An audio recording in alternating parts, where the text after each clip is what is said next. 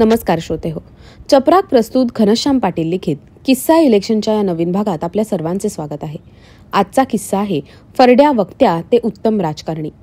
पंतप्रधान नरेंद्र मोदी यांनी काश्मीर संदर्भातलं कलम 370 हटवल्यानंतर सुषमा स्वराज यांनी ट्विट केलं की मी आयुष्यभर या दिवसाची प्रतीक्षा करत होते.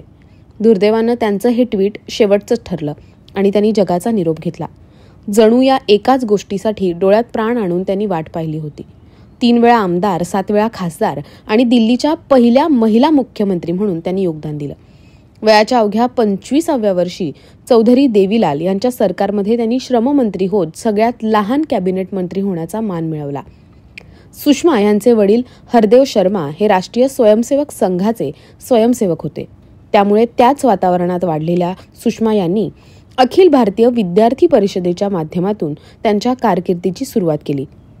मुळातच फरड्या वक्त्या असलेल्या सुषमा यांचे संस्कृत आणि राज्यशास्त्र हे जिव्हाळ्याचे विषय.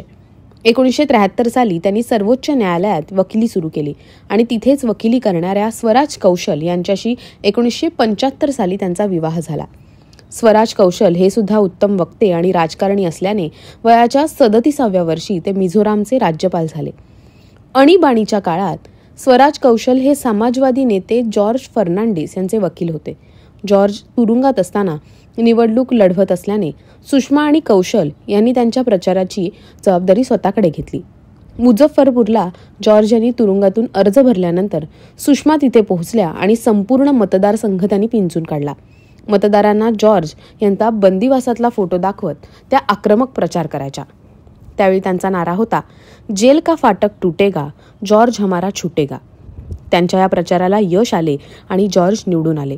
अटल बिहारी वाजपेयी यांच्या 13 दिवसाच्या सरकारमध्ये त्या माहिती आणि प्रसारण मंत्री होत्या. या काळात त्यांनी घेतलेला महत्त्वाचा निर्णय म्हणजे लोकसभेच्या कामकाजाचं थेट प्रक्षेपण.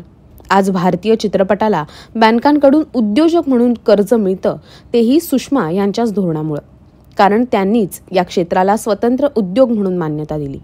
अटलजींच्या मंत्रिमंडळात पुन्हा त्यांनी आरोग्य, कुटुंब कल्याण आणि संसदीय मंत्रिपदाचा कारभार बघितला. मोदींच्या पहिल्या टर्ममध्ये त्या पहिल्या पूर्णवेळ महिला परराष्ट्रमंत्री झाल्या. यावेळी त्यांनी जगभरातील भारतीयांशी ट्विटरच्या माध्यमातून संपर्क ठेवला. त्यांच्या कोणत्याही अडचणीला त्या क्षणाचाही विलंब न करता धावून जात. 2015च्या संयुक्त राष्ट्रसंघाच्या महासभेत त्या पाकिस्तानवर घणाघाती टीका करताना तुटून पडल्या. त्यांनी थेटपणे पाकिस्तानचा दहशतवादाची फॅक्टरी असा उल्लेख केला.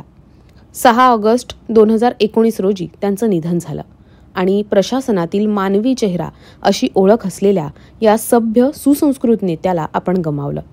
यंदा त्यांच्या कन्या बान्सुरी स्वराज या नवी दिल्ली लोकसभा मतदारसंघातून भाजपाकडून लोकसभेची निवडणूक लढवत आहेत. तर श्रोते हो, हा आजचा किस्सा तुम्हा सर्वांना कसा वाटला हे तुमच्या प्रतिक्रियांद्वारे आम्हाला नक्की कळवा आणि अशाच धमाल किस्सांसाठी आणि मराठी साहित्यासाठी आमचं चॅनल जरूर सबस्क्राईब करा. तसंच पुणे शहरातून साहित्य चपराक हे मासिक आणि चपराक प्रकाशन ही उत्तमोत्तम पुस्तके प्रकाशित करणारी ग्रंथ प्रकाशन संस्था चालवण्यात येते. साहित्य चपराक मासिकाचा अंक दरमहा 10 तारखेला प्रकाशित होतो. आपले साहित्य पाठवण्यासाठी, चपराकमध्ये जाहिराती देण्यासाठी आणि नवनवीन पुस्तकांच्या माहितीसाठी संपर्क करा. घनश्याम पाटील, संपादक, चपराक.